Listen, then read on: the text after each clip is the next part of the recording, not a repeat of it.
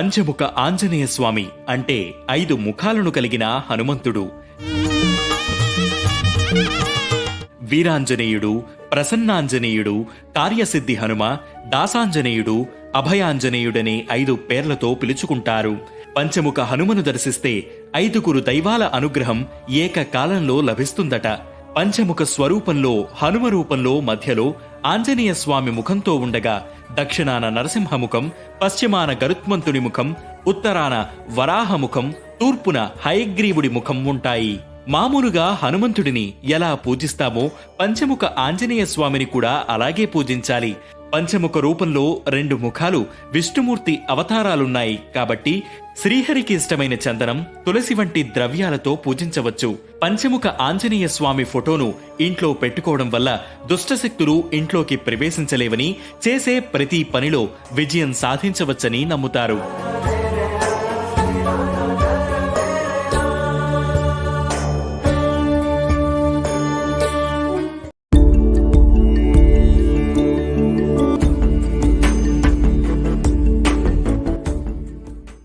సాధారణంగా కొంతమంది వారి వారి ఇష్ట దైవాలను బట్టి వారంలో 1-2 రోజులు ఉపవాసం ఉంటుంటారు.